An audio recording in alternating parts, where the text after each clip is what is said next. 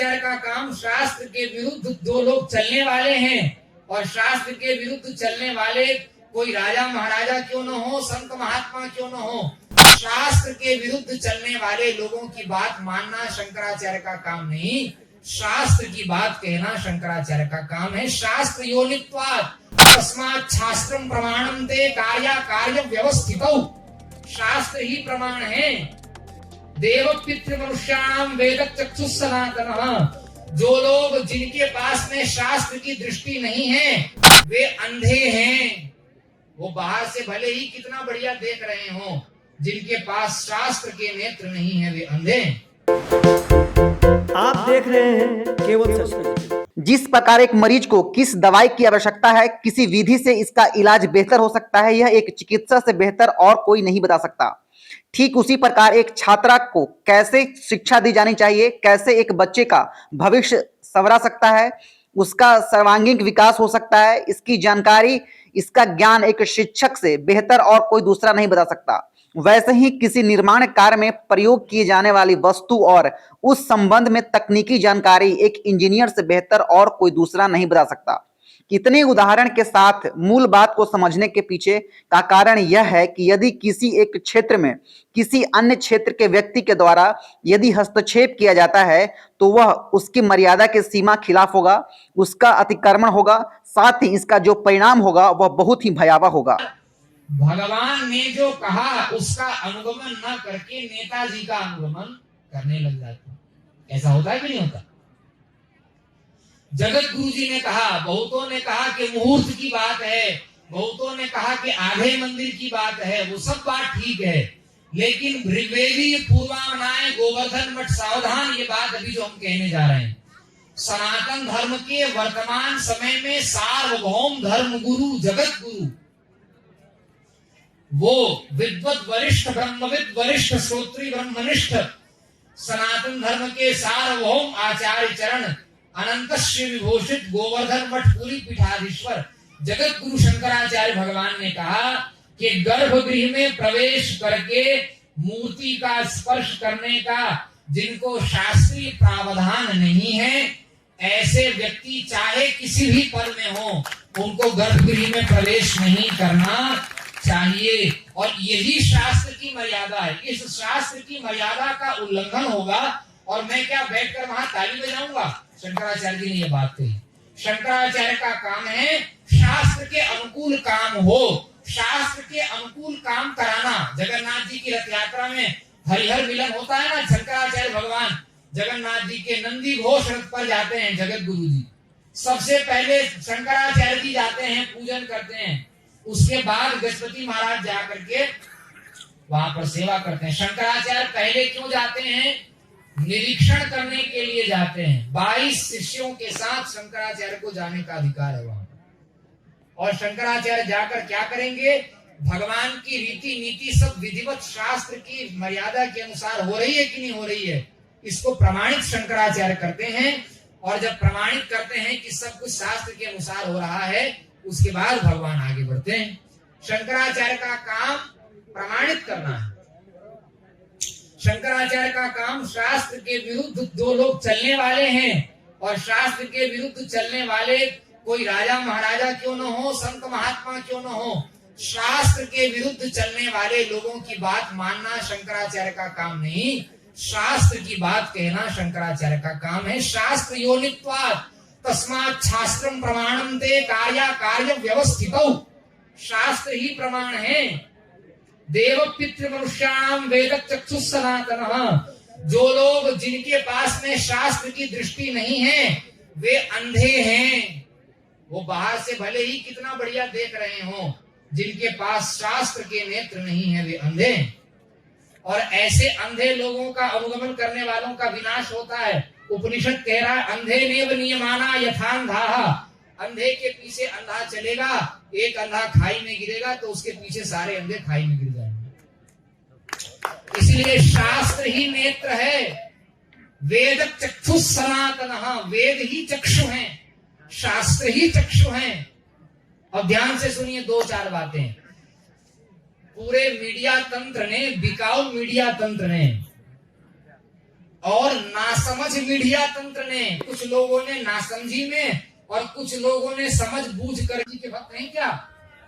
राम जी कौन है? वेद धर्म रक्षक सुनु भ्राता। जिस वैदिक धर्म की रक्षा के लिए भगवान राम का अवतार हुआ, वे भगवान राम, उनके नाम पर ही वेद की मर्यादा को तिलांजलि दिया जा रहा है और सब लोग सर हिला रहे हैं।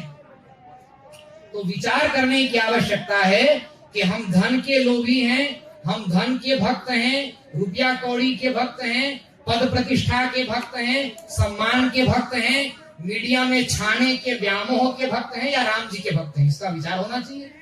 आप राम जी के भक्त हुए या किसके भक्त हुए? इसलिए जो भगवान राम के सिद्धांत की रक्षा करेगा वही राम जी का भक्त है, और शास्त्र की रक्षा करने वाला ही वास्तव में राम की रक्षा करने वाला है, राम जन्मभूमि की रक्षा। एक बात कह करके बात विराम करते हैं। नल और दमयंती का आप लोग चरित्र सुनिए, इस बात को बहुत सूक्ष्म बात कह रहे हैं। दमयंती जंगल में महाराज फंस गई और जंगल में एक अजगर दमयंती के शरीर को निगलना चाहता था।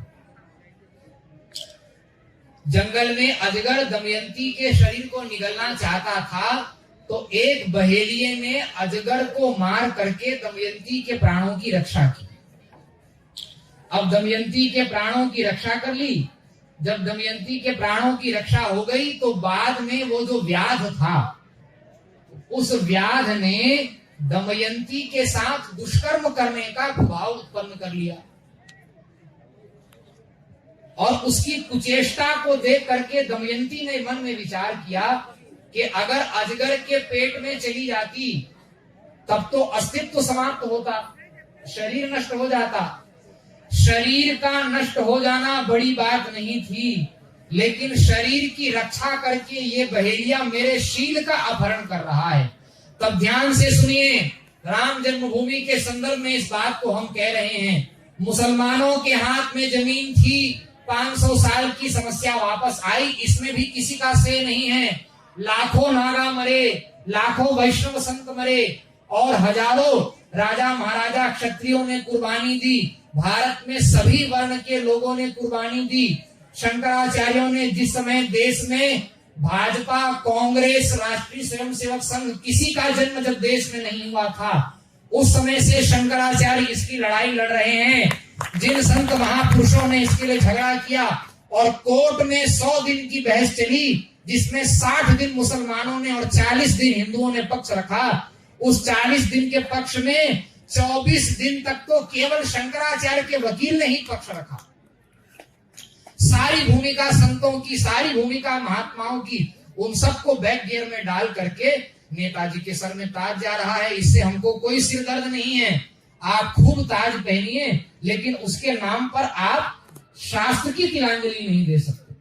ध्यान से सुनिए, दमयंती का वह चरित्र जो मैंने दृष्टांत के रूप में प्रस्तुत किया, अब इसको अयोध्या राम जन्मभूमि में दृष्टांतिक के रूप में घटाना आवश्यक है। दमयंती ने विचार किया, अजगर अगर मुझे निगल लेता तो अजगर से मेरे शरीर का नाश होता, लेकिन ये इज्जत लूटने पर उतारू हो गया। अब अजगर से बचा करके मेरे प्राणों को तो बचा लिया, लेकिन अब मेरे शील का अपहरण करना चाहता है। ध्यान से सुनिए, कान खोलकर, सभी हिंदुओं को यह बात जाननी चाहिए।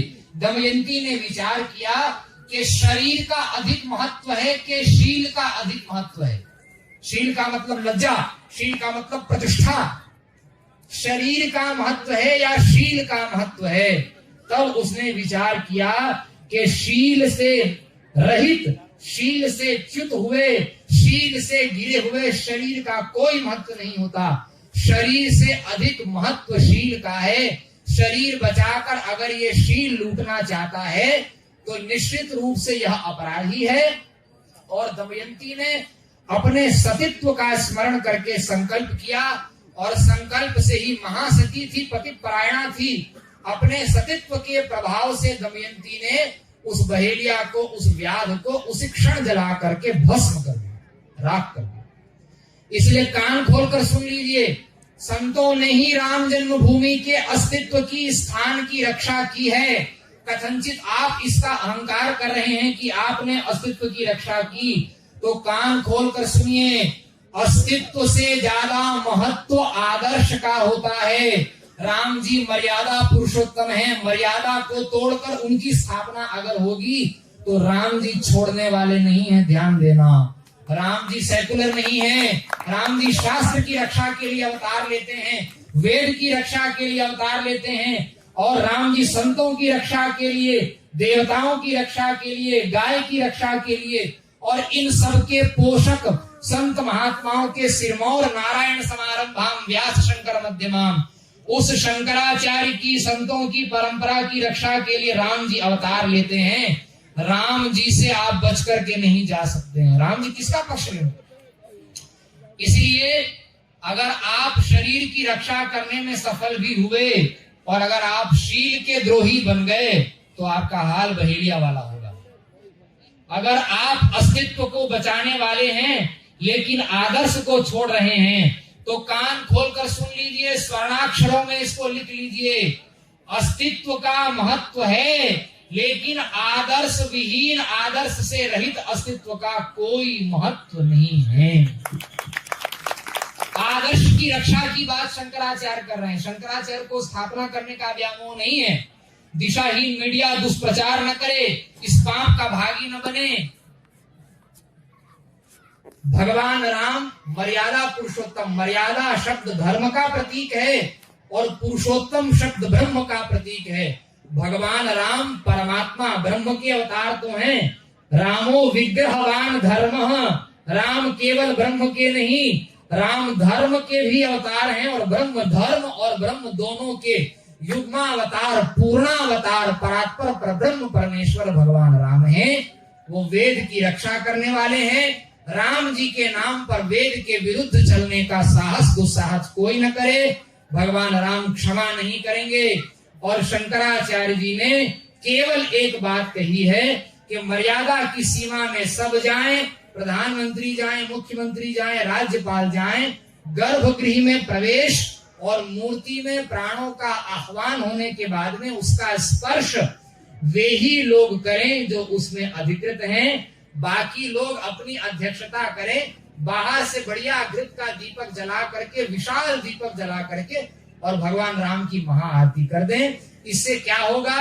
करिए लोक मत साधु मत नृप नय निगम निचोरी, लोक मत की रक्षा भी हो जाएगी, साधु मत की, शंकराचार्य के मत की रक्षा हो जाएगी। शंकराचार्य का अपना अलग से कोई मत नहीं है। राजमत, आपके मनोभाव की रक्षा भी हो जाएगी। और नृप नय निगम निचोरी, निगम का जो सिद्धांत शंकराचार्य दें, इससे क्या होगा? करिए लोक मत साधु मत नृप नय निगम निचोरी, लोक मत की रक्षा भी हो जाएगी, साधु मत की, शंकराचार्य के मत की रक्षा हो जाएगी। शंकराचार्य का अपना अलग से कोई मत नहीं है। राजमत, आपके मनोभाव की रक्षा भी हो जाएगी। और नृप नय निगम निचोरी, निगम का जो सिद्धांत शंकराचार्य ने कहा, वेदादि शास्त्रों ने कहा, उस स्पर्श के वैदिक सिद्धांत की रक्षा भी हो जाएगी। ये जो हमने बात कही ये सबके कल्याण के लिए है, सबका भला हो, कोई हमारा शत्रु नहीं है।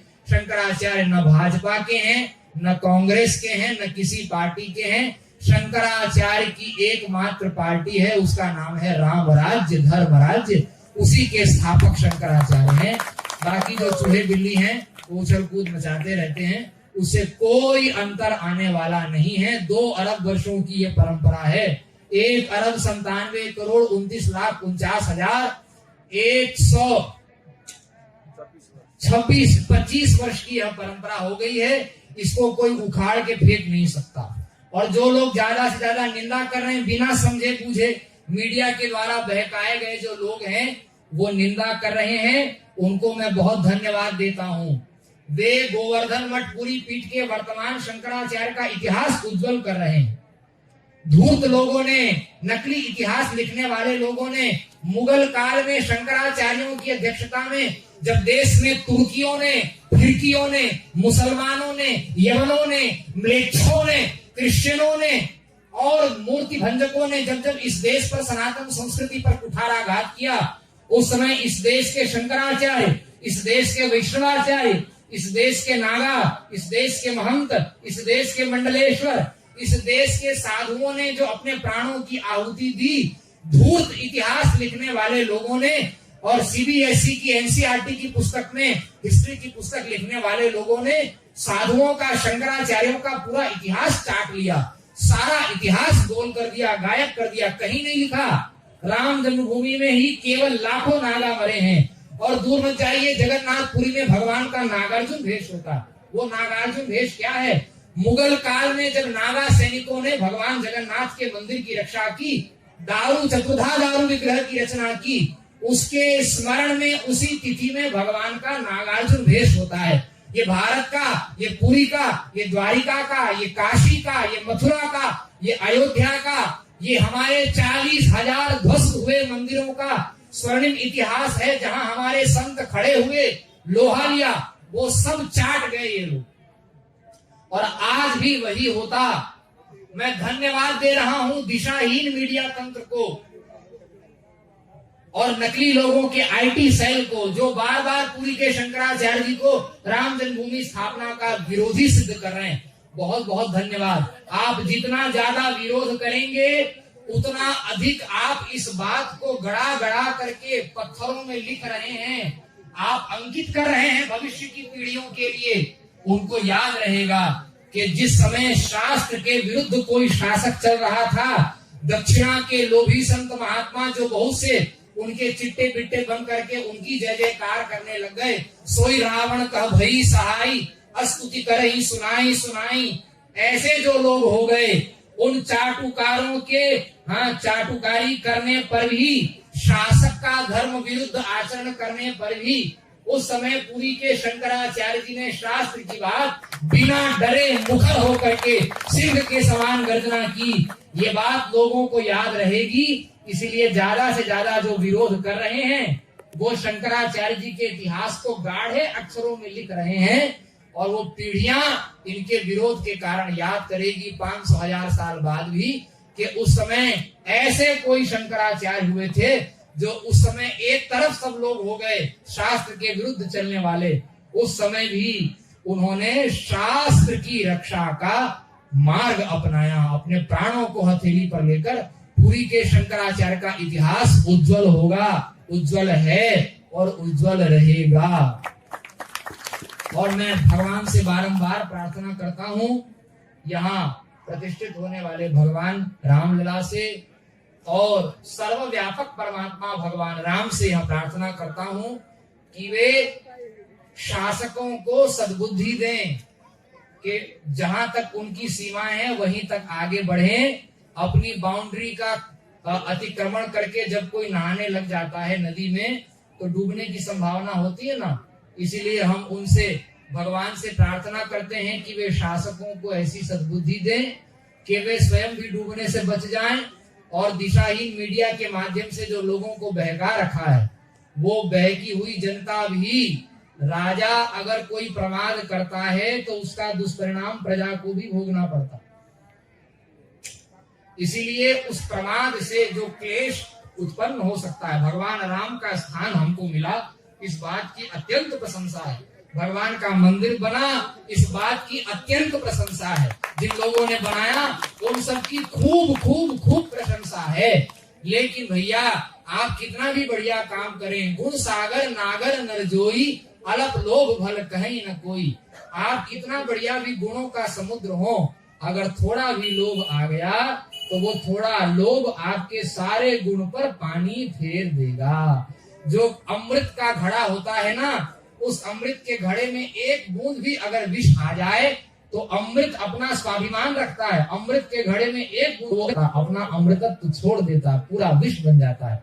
इसलिए अभी तक जो काम अमृत के समान हुआ, उसमें मूर्ति प्रतिष्ठा में स्पर्श की मर्यादा शंकराचार्य ने, मैं फिर कह रहा हूँ, पुरी के शंकराचार्य ने जो कहा वो मूर्ति के स्पर्श की, गर्भगृह में प्रवेश की बात, उसमें शासक मनमानी न करे। शास्त्र के विरुद्ध चलने पर शंकराचार्य क्या करेंगे? अगर ये देखना ही आप चाहते हैं तो ताल ठोक कर जो करना है सो कर लीजिए, उसके बाद देखिए प्रमाण क्या निकलता है, परिणाम क्या निकलता है। नमः पार्वती पतये हर हर।